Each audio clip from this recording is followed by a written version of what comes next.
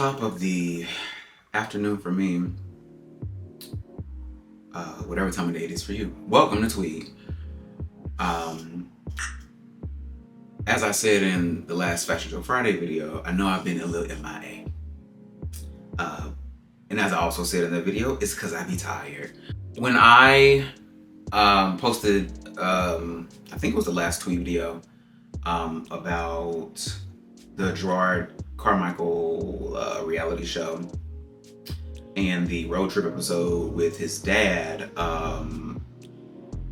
I got some good feedback on that, and I didn't know it would resonate with people the way that it did, and so last week an episode came out that was mostly about him and his mom. If you've not seen that episode of Tweed, do go and watch that one.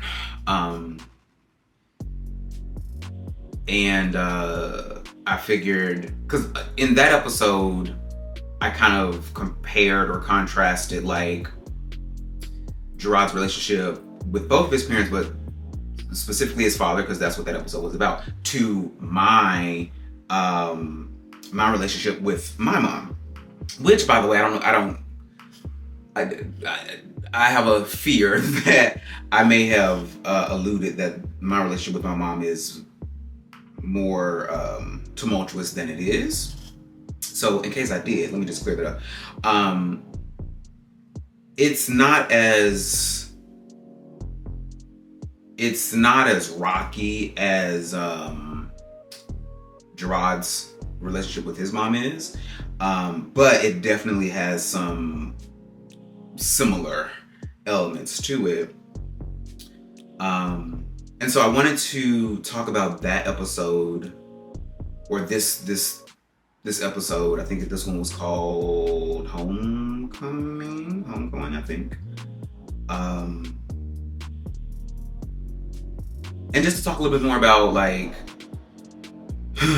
my thoughts on the episode and the dynamic between a gay child and a straight Christian parent, and just to, dive a little bit deeper into that. So I will say that this episode was less cringy, definitely less cringy, at least in my opinion, less cringy than the road trip episode. This one started out with a hard-hitting conversation between Jerrod and his mom, and some of these elements once again kind of resonated with me, kind of hit close to home with me, or to me. So the episode starts out, by the way, as this is Tweed, I'm drinking a cup of tea. This is Immune Zoom, and I had 2 CBD gummies, I don't know, 15 minutes ago from Tweedle Farms. Link in the bio for a discount code. I'm not sponsored by them, but I am a big fan. So this episode starts out with them in, a park, kind of having a conversation. And it goes left real quick.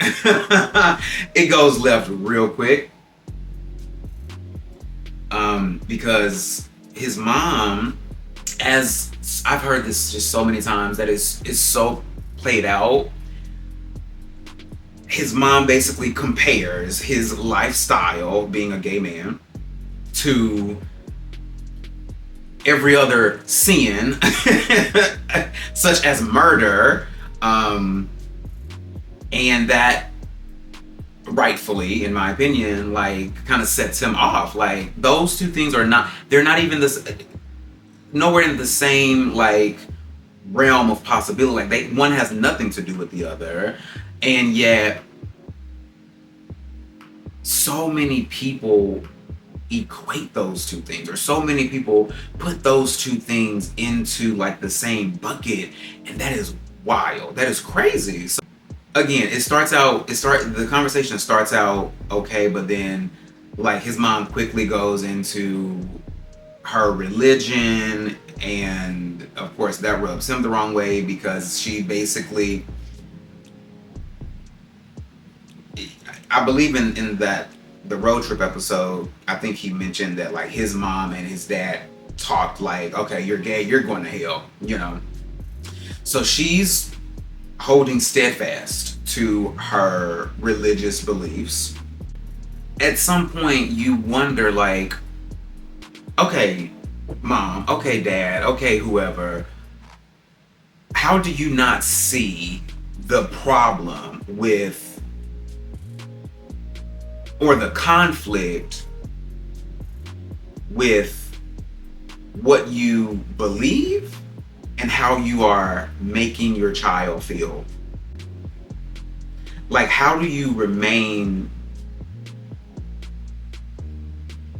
like right there in this weird middle ground where you are kind of, you tolerate, but it's strange. It's very strange. And I would think, now again, I'm not a parent, but I would think that the love of your child and the well-being of your child would, if not immediately, at some point, create some type of thought or thinking within you to where you would examine and scrutinize these things that have been indoctrinated into you. Like, how is it that you can say, I love my child unconditionally, which is something that she said and they argued about in the episode.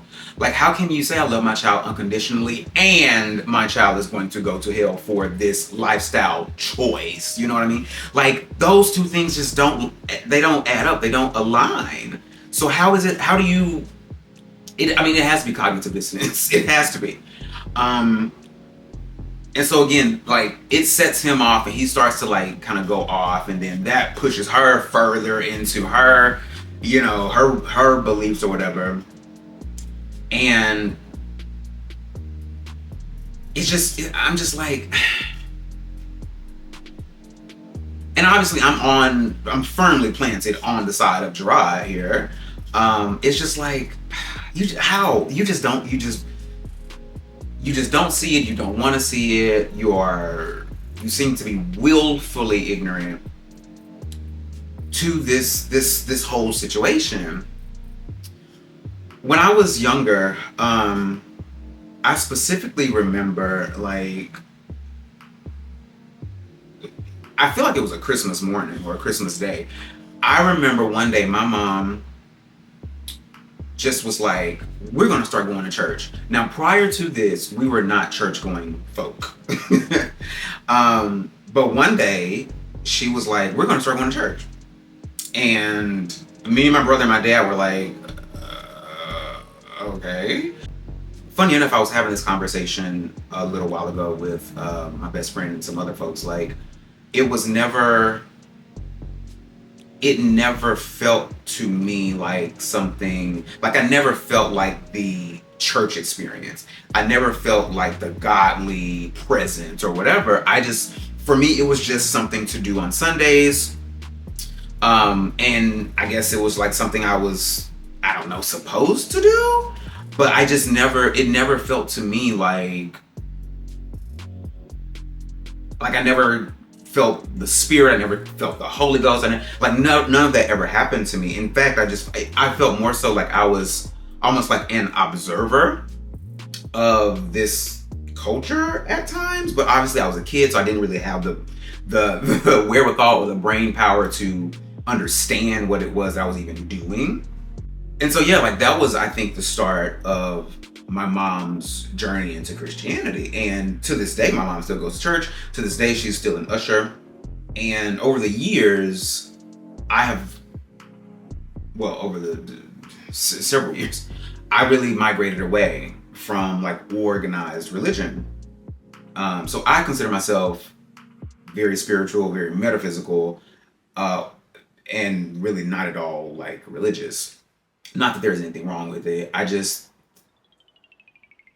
have a different way of believing and thinking.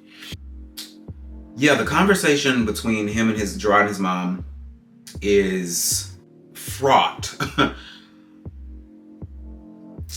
And so later in the episode, Jerrod is like speaking to his sister-in-law, and I think that conversation was interesting. Because on a few of the points that she made, I agreed, and on some I disagreed. For example, one thing that she said was like she doesn't feel that like parents are disposable.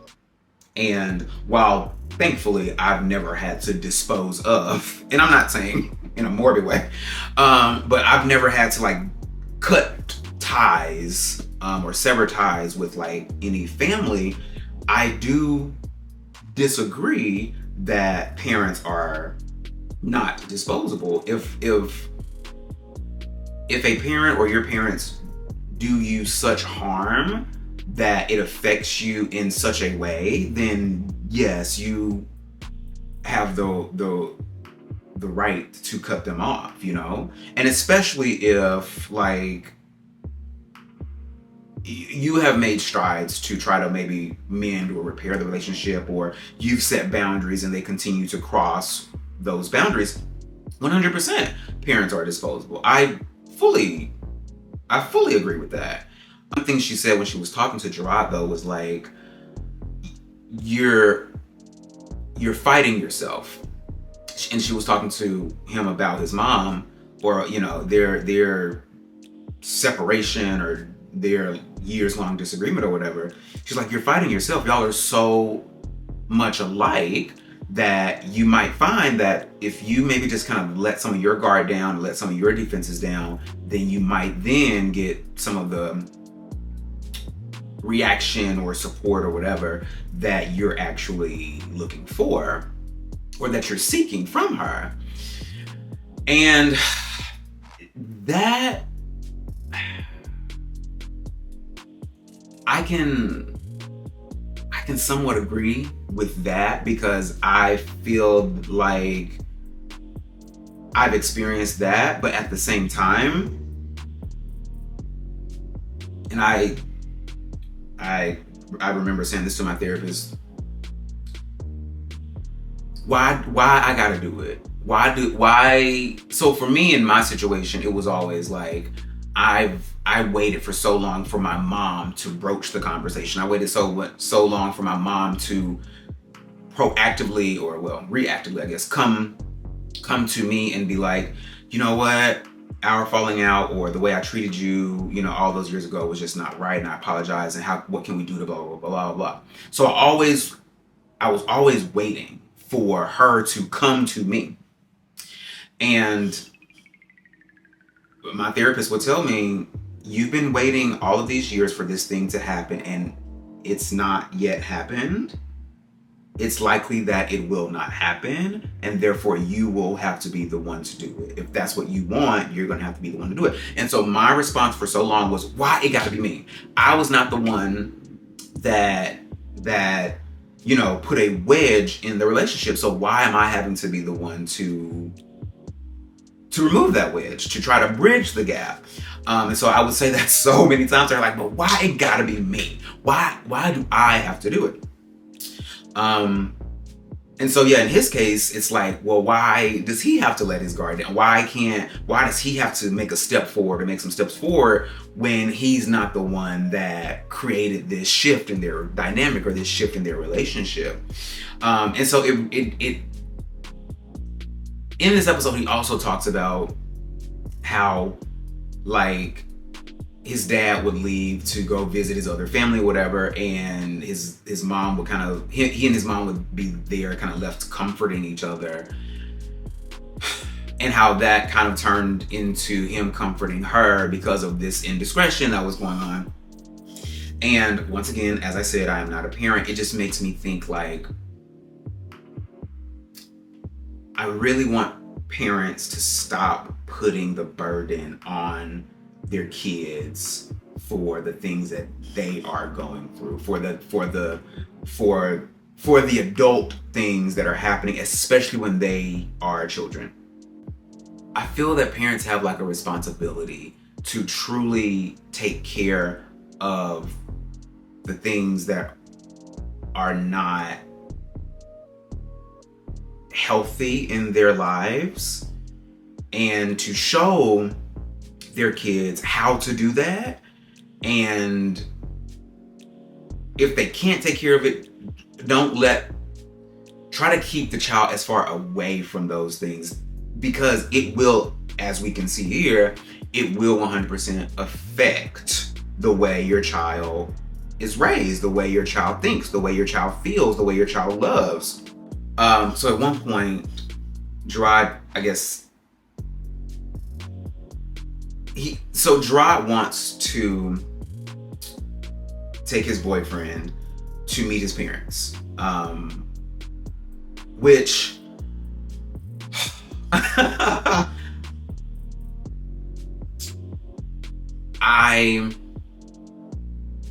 me personally, I would have waited. This did not feel like the right time to do this, because your relationship with your mom is already, like, she's still just grappling with the fact that you're gay. And she's not there. And so is your dad. And, like, I feel like the relationship between all of you should have been made better before bringing in this third party that I think can introduce more confusion, especially considering his boyfriend is a white man. And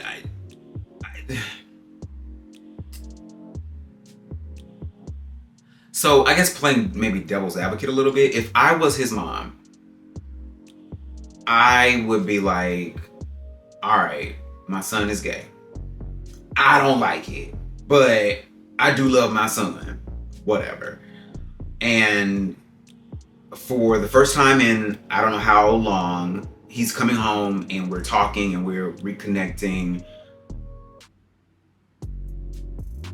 And he's also bringing his partner, his boyfriend. And that's a whole different dynamic. And this man is white. So now you're bringing this man and this white man into my black Christian straight house when the relationship between us is not solid. It just didn't feel like the right time. It felt like Jerrod was rushing things. At least to me, it felt like he was like rushing things, and to me it just made things a little bit more uncomfortable. But this whole show, this whole series is him making so many people, including the viewers, uncomfortable. So yeah, he brings the boyfriend home. Even before he brings the boyfriend home, he calls his mom and he's like, I want to bring Michael, that's the boyfriend's name, I want to bring him home so you can meet him. And every time that they have a conversation, especially on the phone, it could just be me, but I truly feel like there are pauses and there are silences that I read so much into. So in this conversation, I think her response to him wanting to bring Michael home is like, yeah, sure, I'll meet him if you want me too. And again, empathizing and kind of being in Jerrod's place myself, what you really would like to hear is, yes, why don't you bring him home? I would, sure, I'd meet him. I'd like to. I'll meet him. Not that I would like to meet him. And if you want to, and just her general kind of lack of enthusiasm with the suggestion of meeting his partner, it's just like, what do I? You just really, I think all you really want as someone in Jerrod's shoes is for that person to just be like, yes, sure, please. This person makes you happy. I would like to meet this person. Like that's really what you want to hear. The last thing you want to hear is, okay, yeah, if you want to. Like, so it's a letdown. So you go into the conversations with, I guess, certain expectations, even if you don't realize it, I feel. And then you get let down because you don't get the response or the reaction that you're hoping for. And so he takes the boyfriend over their house, and it's needless to say, it's a uncomfortable kind of situation, but it truly seems like Jerrod kind of thrives in discomfort and chaos. Like, he seems to be very okay with uncomfortable situations. So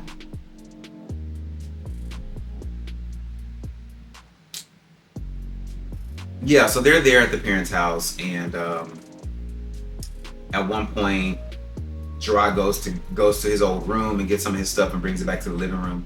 And it could just be the editing. It could have just been the editing.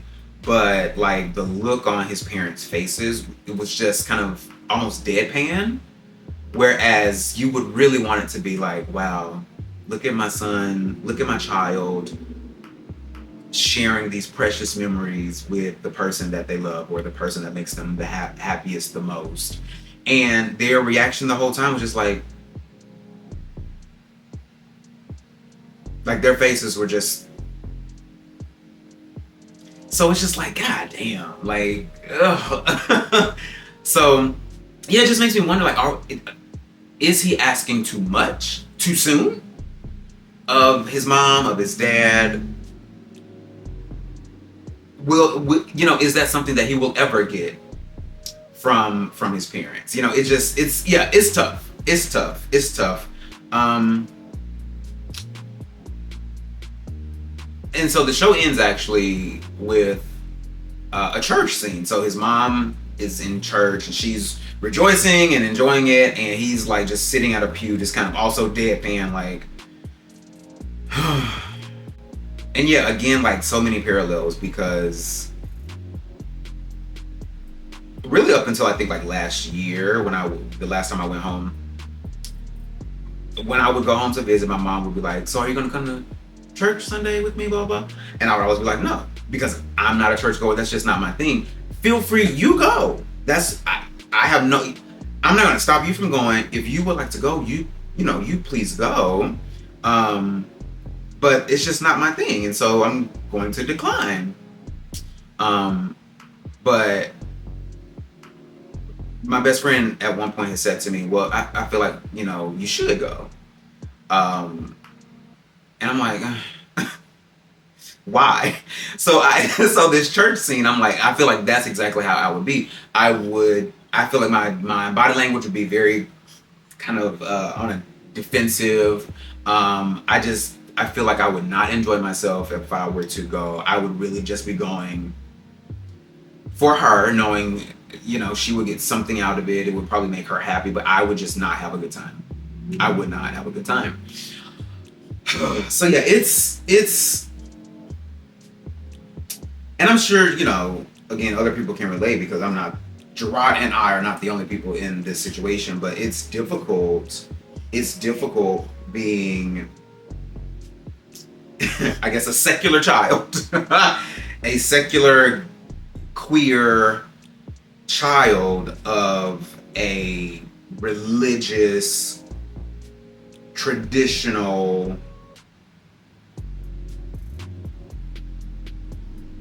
indoctrinated parent who either cannot or will not try to see things from a different perspective, or they do try to see things from a different perspective, but it falls short. The effort falls short, and the effort itself continues to rub you the wrong way, and they continue to say things that are homophobic or hurtful, when really all you want them to do is to affirm you and kind of see things, I guess, your way. And so, and it's difficult to see things their way, because their way is simply not right. It's simply not right, girl. So yeah, that was that episode of the Jerrod Carmichael reality show. And again, I wanted to definitely touch on it, because again, the episode with his dad resonated, so much with me, and then with other people as well. So I was like, yeah, I gotta talk about this episode also. All in all, the show itself, as I said before, like, I've never seen a show that's so candid. And so for that, I have to give it kudos. I have to applaud it. I truly feel like if this man doesn't get an Emmy for this show, I don't know, like, he will have been robbed. But yeah, that's gonna wrap up this episode of Tweed. Check in next week for another episode. Check out Fashion Show Friday. This last episode I just posted, as well as a new episode coming out this Friday, fingers crossed. Yeah, so if you like this, please hit the like button. If you got value out of it in any way, do comment if anything touched or resonated with you. If you have any thoughts on this episode, or the Jerrod Carmichael episode, or the show, share with someone you think might enjoy this video or my videos, and hit the notification bell so that when I actually do post, you will know. You'll be notified. So again, thanks for watching, and yeah, I'll see you later. Deuces.